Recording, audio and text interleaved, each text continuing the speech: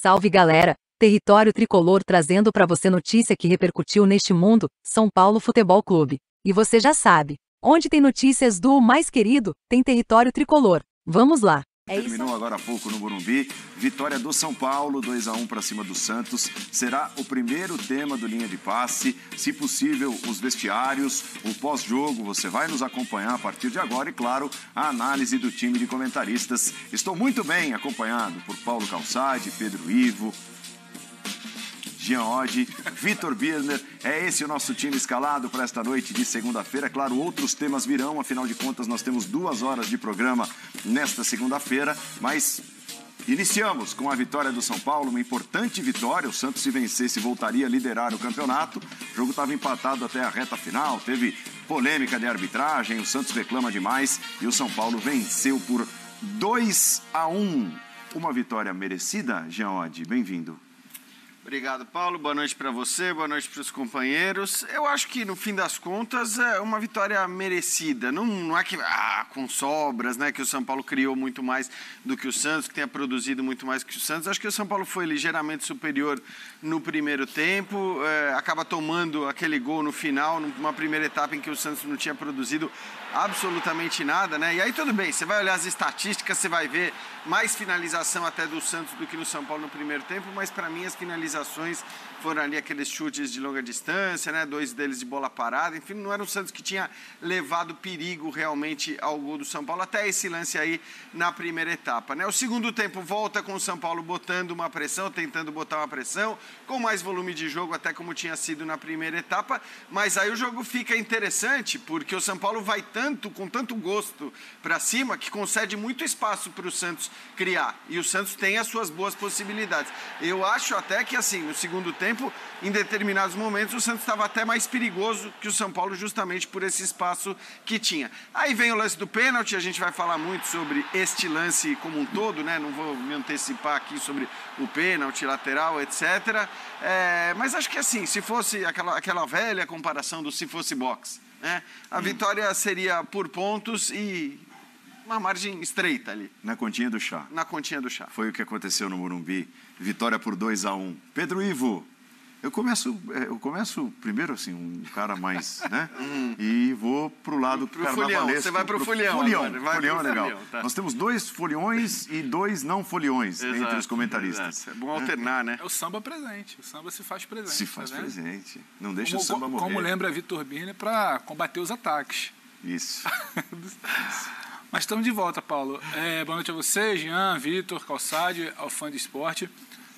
O Jean toca numa situação interessante, né? Comparando com o boxe, seria uma margem muito mínima. E essa margem muito mínima, muito pelo que fez no primeiro tempo.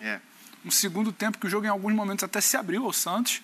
Acho que faltou um pouco mais de refino ali, de qualidade e tranquilidade para pegar uma defesa do São Paulo que muitas vezes ficou aberta, até pela fome, pela sede, uma situação de não construirmos um resultado no primeiro tempo. Então, se lançou ali no segundo, com o Alisson um pouco mais aberto, acho que não deu tão certo também. Um Santos que em algum momento até aceitou que essa era a sua proposta, tira um meia, fica com 3 atacantes lá na frente, então queria muito mais acelerar e jogar num contragolpe, acabou que não aproveita a situação, e o São Paulo que depois iguala. Então, se o segundo tempo foi razoavelmente igual, semelhante com o São Paulo tendo o gol no pênalti, acho que o primeiro tempo foi muito de São Paulo. O empate acabou, se não ficando injusto, não refletiu exatamente o que era o primeiro tempo.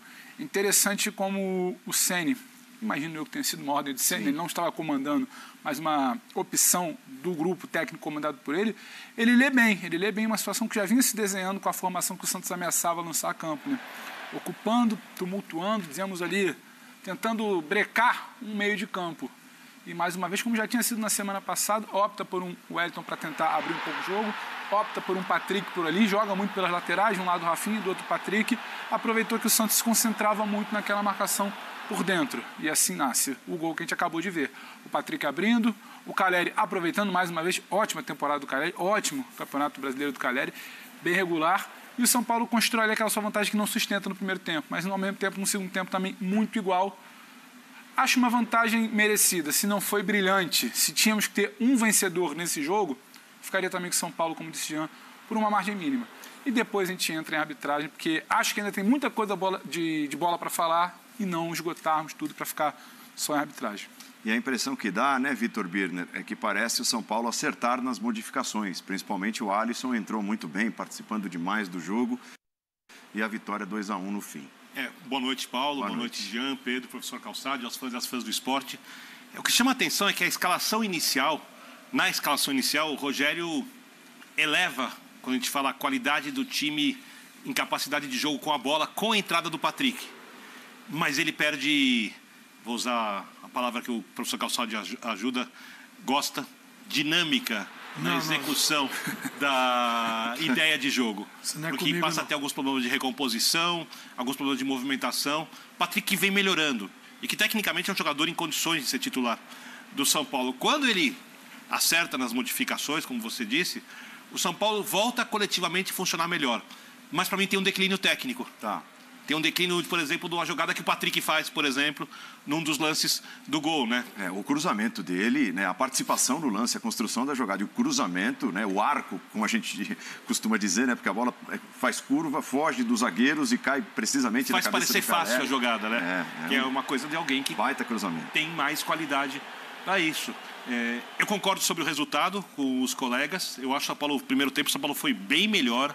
Conseguiu impor a sua ideia, conseguiu ditar o ritmo da partida, conseguiu ameaçar sem ser muito ameaçado, mas tem uma queda de rendimento ali no segundo tempo. O Santos tem espaço no contra-ataque.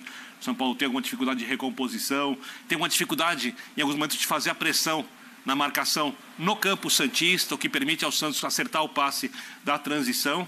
É um São Paulo ainda em construção, mas acho que é um São Paulo bem treinado. E acho que o Santos também, diante daquilo que tem de possibilidades, o treinador, uma equipe que, se não está pronta, mas ela já é muito melhor do que era no Campeonato Estadual e talvez seja o que o Santista espere. O Santista não espera ser campeão, é o Santista mais racional. O Santista não espera chegar numa vaga direta da Libertadores, espera fazer um Campeonato Brasileiro tranquilo e ver o que acontece enquanto desenvolve o potencial de alguns dos seus jogadores jovens. O Ângelo, por exemplo, hoje fez muita falta no contra-ataque, teria sido uma excelente opção. Então, eu acho que o resultado satisfaz de um lado, mas eu acho que dentro do que os times podiam apresentar, era mais ou menos isso que eu imaginava.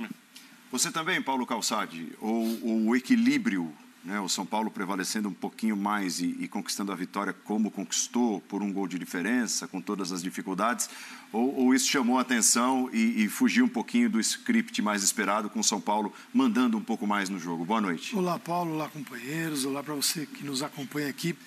O São Paulo fez o gol aos 10 minutos e depois surgiu um outro São Paulo também, né, em função do placar. Segurada, né? Isso ainda eu acho que é uma questão de desenvolvimento da equipe. Não sei se na cabeça do Rogério esse é o ideal de São Paulo, que é estou em vantagem, logo vou assumir um outro espaço no campo. Eu acho que o São Paulo tem condição de ser mais incisivo, faz 1-0 e continua impondo ao adversário dificuldades. A jogada do gol foi uma das jogadas mais bem realizadas do jogo. Resulta no gol. Bola entra no lado da área no Éder, o Éder faz uma parede, espera o Patrick, a marcação não chega, porque o Santos está bem fechado por dentro, e ele tem uma condição boa de cruzamento, foi perfeito no cruzamento. Aí, duas ações muito boas, o cruzamento e o Calleri na área, o posicionamento do Calleri, que é impressionante, ele é perfeito, a bola passa pelo zagueiro do Santos e cai na cabeça dele, ele faz um movimento, ele realiza muito bem. Eu acho que o São Paulo tem que valorizar isso, mas não valorizou. Depois poderia ter feito 2-0 ao esperar o Santos? Teoricamente sim, mas eu não vi assim tanta essa vantagem. E o Santos melhorou, o Santos do Bustos, ele tem uma evolução que ele era um grande perigo para a torcida santista durante o Campeonato Paulista, a chegada do Bustos. Esses treinadores vão ter muita dificuldade, porque eles não conseguem treinar o time. Até parece a fala do Vitor Pereira, onde sou o treinador de treinar. O treinador precisa lembrar que ele treina. Né? No Brasil tem isso, né? O treinador, só o nome não diz muita coisa. O treinador faz o quê? Ninguém sabe. Então o treinador tem que dizer, olha, eu sou um treinador que treina. E ele não vai conseguir desenvolver um time que precisa desenvolver. Os jovens precisa desenvolver coletivamente, você tem que pegar o sujeito individualmente, coletivamente, e daí criar um time. Então, daí toda a loucura do banco do Santos e do Bustos. Porque era um jogo que estava quase caminhando para o empate. Para o Santos seria um enorme ponto. Eu vejo que Sem seria dúvida. um enorme ponto. Fora de casa. Sofrendo no primeiro tempo. Enquanto o time que sim, entra no segundo tempo, o Alisson. O Alisson hoje, o Alisson é titular de São Paulo. Mas já tem. E aí começa a mudar. O Patrick e o Nicão chegaram para assumir postos titulares. Eles falavam, a gente escalava Patrick, Nicão, Patrick, e não foi assim que o São Paulo cresceu no Paulista. Agora você já vai vendo o Patrick, e tem a etapa do Nicão que vem aí, que é como inserir aqueles jogadores que vieram realmente para ajudar a modificar o São Paulo.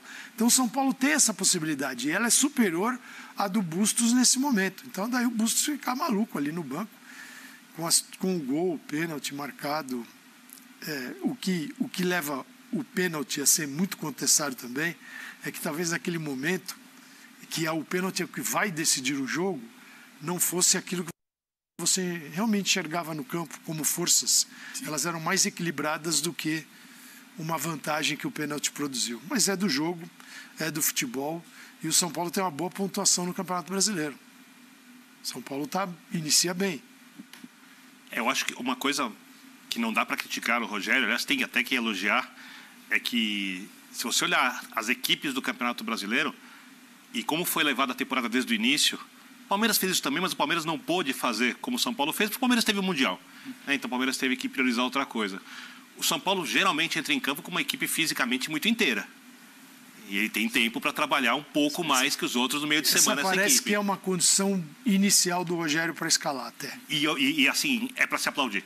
Essa claro, é uma questão. Claro. Até porque caiu num grupo muito fácil a Sul-Americana, mesmo jogando mal, tem 9 pontos, vai levando ali como for possível e depois toma as decisões e a gente discute isso mais pra frente. Mas é uma coragem de assumir essa postura na Sul-Americana. Muita gente de pressão, de tem que fazer o resultado, não pode derrapar. Não sei se teria ido com esse time talvez se perdesse o primeiro jogo, outro jogo, talvez colocasse titulares. Como as coisas foram se encaminhando do jeito positivo, favorável, ele tem feito isso muito bem. E o que me chama a atenção hoje, quando o professor Calçade fala sobre o recuo do São Paulo, você olha o meio de campo do São Paulo, tudo bem, Igor Gomes na direita, ajuda o Rafinha bastante ali na marcação, faz uma parede, funciona. Mas os outros 3 jogadores, nesse quarteto, são discutíveis. O Patrick ainda não consegue fazer a marcação forte para proteger o Wellington. Não é que é um desastre, mas ainda não consegue. O Andrés Colorado é um jogador que precisa se provar na marcação bastante. O Nestor é muito mais um jogador de qualidade quando tem a bola para chegar do que um grande marcador.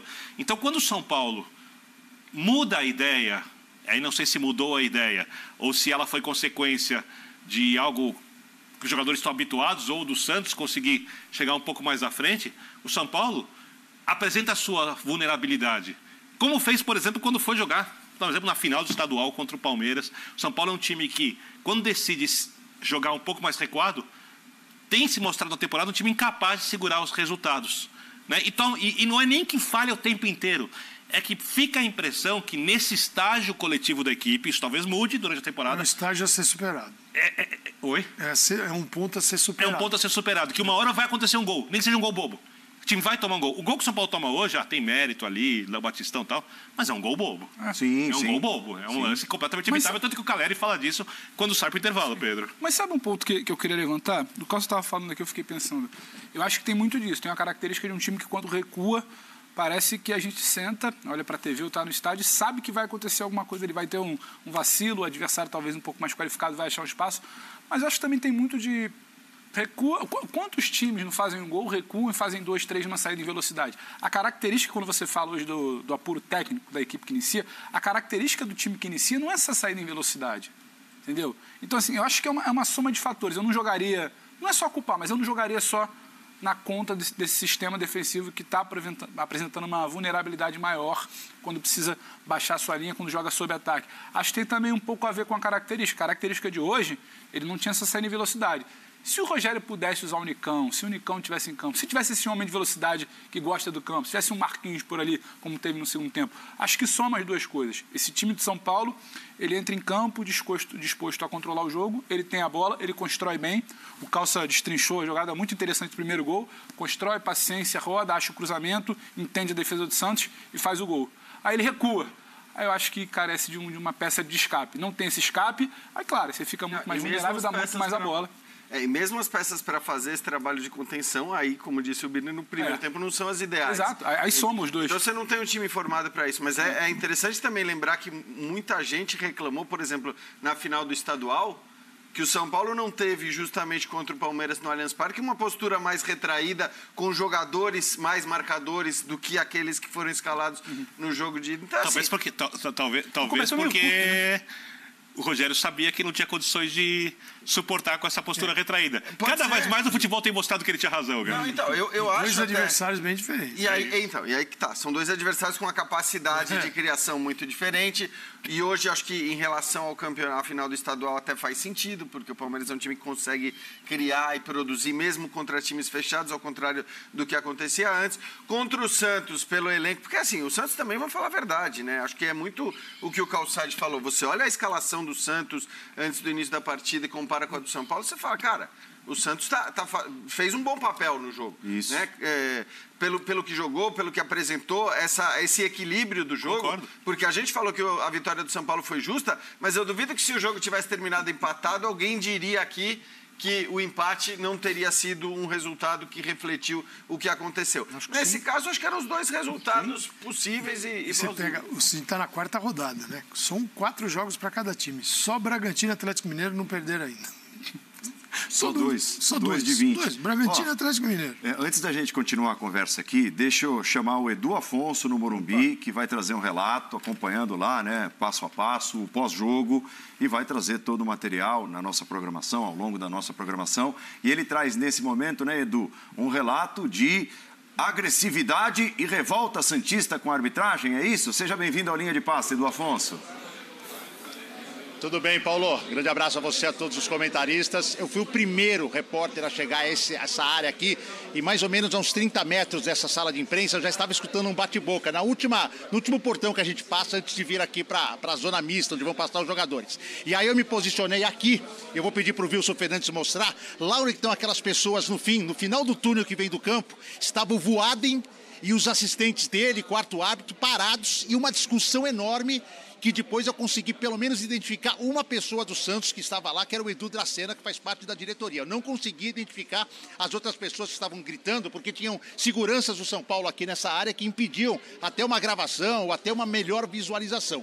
O Edu Dracena eu consegui identificar, falando bastante desgastado com o árbitro, falando várias palavras, acusando o Voaden. Eu não vi nem nada físico, nada de encostar. O Voaden parou, ficou ouvindo o tempo todo com seus auxiliares. Assim que terminou o desabafo, a discussão, ele se encaminhou para o vestiário e foi. Eu não consegui perceber, o Voaden estava de frente para mim, nenhuma resposta do Voaden aos dirigentes do Santos. Mas a discussão era muito alta, a ponto de eu escutá-la a mais ou menos 30 metros dessa posição. E são mais uns 10 ali até onde eles estavam discutindo, uns 40 metros entre o local da discussão e onde eu comecei a escutar lá no saguão onde param os ônibus. Discussão muito forte, muito acalorada, muitas acusações e, claro, o lance é o lateral que originou, o pênalti que originou o segundo gol, o gol da vitória do São Paulo. Paulo.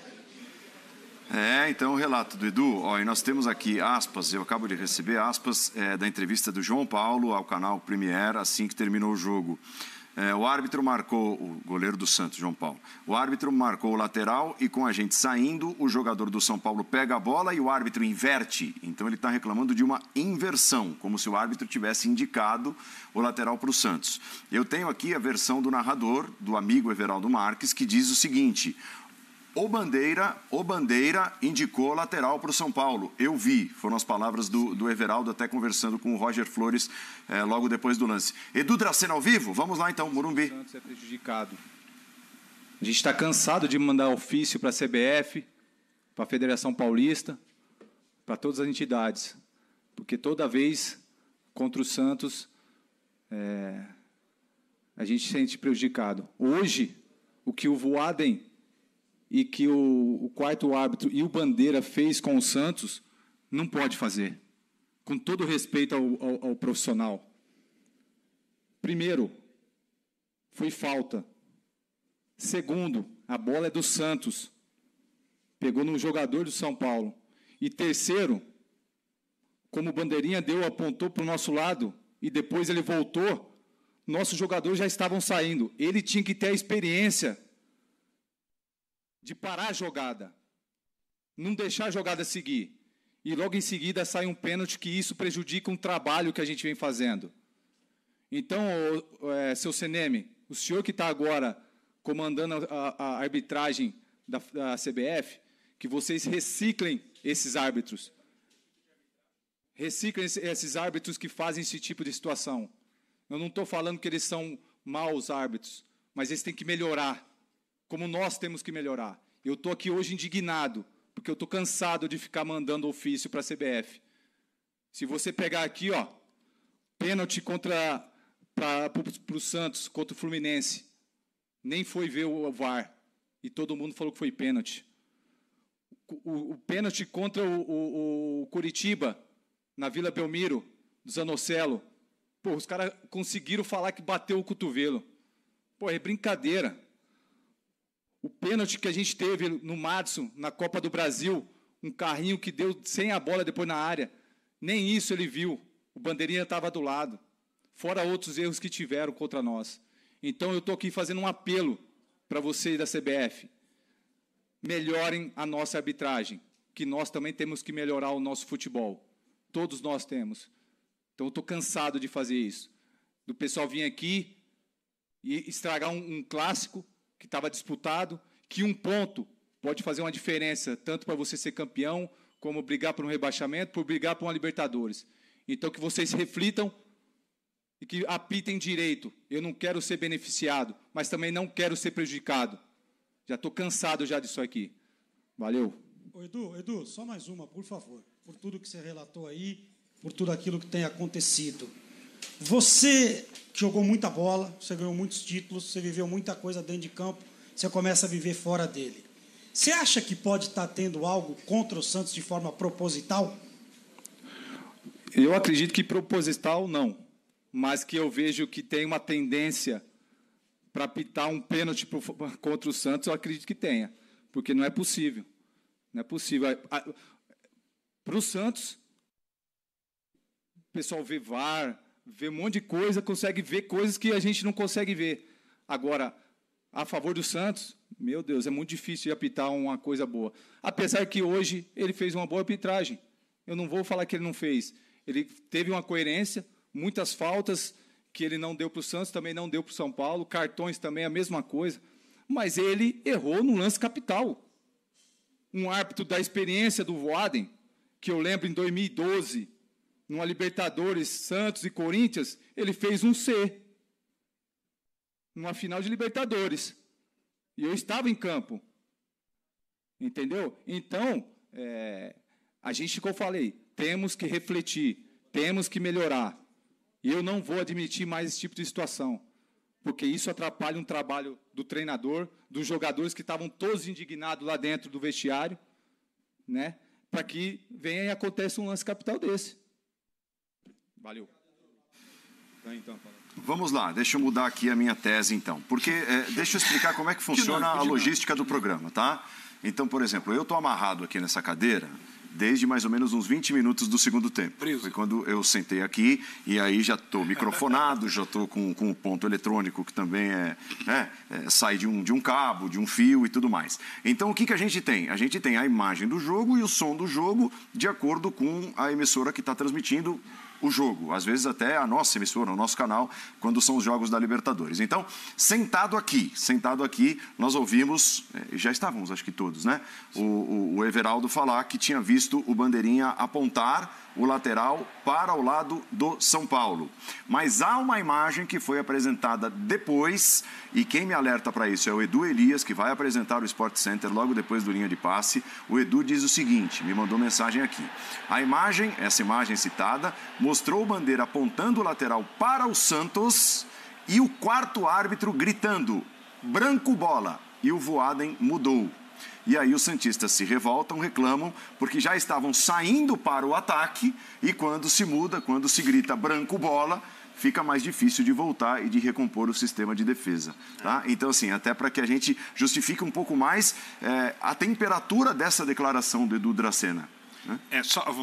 Vamos contextualizar, vou pedir que até que o Dimas deixe a imagem o tempo inteiro. Primeiro, a gente olha o que acontece com os santistas, dá uma olha. Olha o quarto árbitro, isso. do lado da jogada. E esse jogador ele não acompanha aqui na direita, ele para. Não sei se não acompanhou por desatenção ou se não acompanhou, dava até para correr. Mas, independentemente disso, a arbitragem precisa tomar uma decisão clara para quem está em campo. É óbvio que a experiência do jogador sempre tem que dizer o seguinte para o atleta, ensinar o seguinte para o atleta: olha o árbitro, não olha o auxiliar. A decisão é do árbitro, mas ele olha o auxiliar também para saber para onde o árbitro vai dar o lateral. Ele olha o auxiliar e fala, é para lá ou é para cá. De qualquer maneira, eu acho que a grande reclamação do Dracena é que isso foi mais um lance, segundo a visão do dirigente, que prejudica o Santos nas últimas partidas. Eu concordo com ele sobre o pênalti contra o Fluminense. Eu acho, assim, claríssimo. Eu acho que o lance contra o Curitiba é um lance discutível, mas eu entendo a reclamação dele. E quando acontece isso em outro jogo, o dirigente vai lá e explode.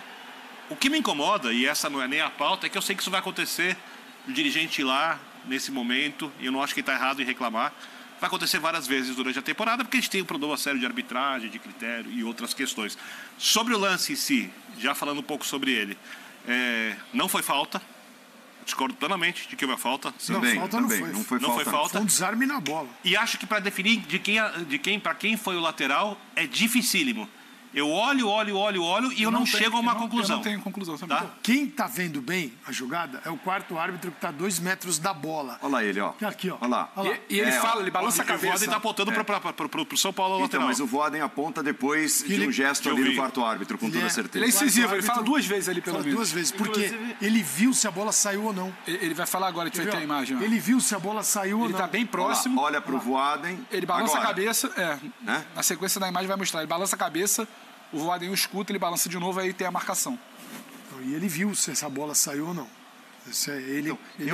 Eu acho até que assim, a discussão sobre a bola saiu ou não, o Alisson tocou com a bola dele, ela fica para trás. Porque essa é o próprio pênalti. Não tem isso. A justificativa do Santos é outra. Né? Sim. Exatamente. É a troca de marcação. Para mim, a reação foi muito exagerada, né? Logo depois que o jogo acaba, até durante o lance. A gente até estranhou, né? A gente estranhou. Por que dessa reação tão exagerada num lance de lateral, que convenhamos depois...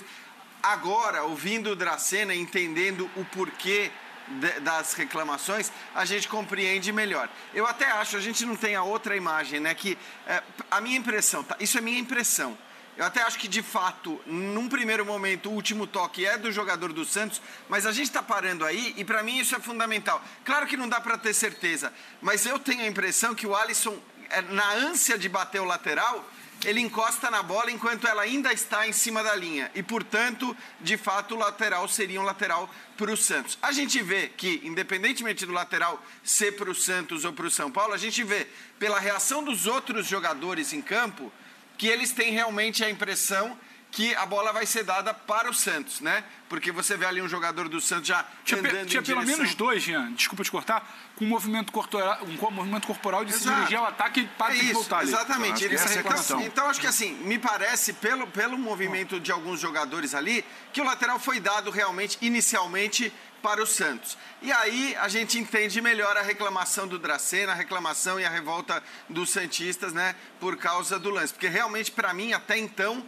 estava muito exagerado se a gente estivesse imaginando que a reclamação era ou pelo pênalti, que claramente foi pênalti, ou até mesmo para quem era o lateral, né? Mas, claro, que se você marca para um lado e depois dá para o outro, você pode complicar toda a dinâmica. Só uma coisa, o professor Calçado vai falar mais sobre isso. Nessa questão, a coisa fica com o árbitro, porque eu vou sempre defender a interação entre quarto árbitro, auxiliar, árbitro. Acho que eles precisam trabalhar como uma equipe. Isso é muito bom para o futebol. Porém, se o árbitro se ele notou que essa dificuldade de comunicação ou essa demora um pouco de comunicação gerou alguma espécie de vantagem para o São Paulo, e aí você olha a imagem e decide se houve ou não a vantagem, o árbitro tinha que segurar o lance, né, professor? Mesmo dando lateral para o São Paulo. Tem vários lados aí. Primeiro, pênalti aconteceu. Pô, então não é isso que você reclama. Para mim, a bola saiu. Porque ele espera e ele coloca o pé na bola. E o quarto árbitro está com a placa do lado dele, vendo a linha e a bola. Então, o quarto árbitro viu, saiu a bola. O que o Santos reclamou não foi que se a bola saiu ou não. E não foi do pênalti, foi. Se um apontou para um lado e induziu o Santos a ter, por exemplo, o Lucas Pires vem na direção do Alisson para pegar a bola, que ele não vê que o Voaden está atrás dele, sinalizando para trás, quer dizer, para o ataque. E ele fica para trás do lance. Então, é isso que ele está reclamando. Então o Bustos reclama exatamente disso, tá? Nós vamos recuperar, ele acabou de dar essa declaração, né? É o ponto de vista dele. Claro. É isso aí. Essa foi a notícia do momento. E se você quer continuar a receber notícias como esta, não deixe de se inscrever no canal. Isso nos ajuda muito. Clique nos links da descrição do vídeo. Tem muita coisa bacana lá para você. Obrigado por ficar até aqui.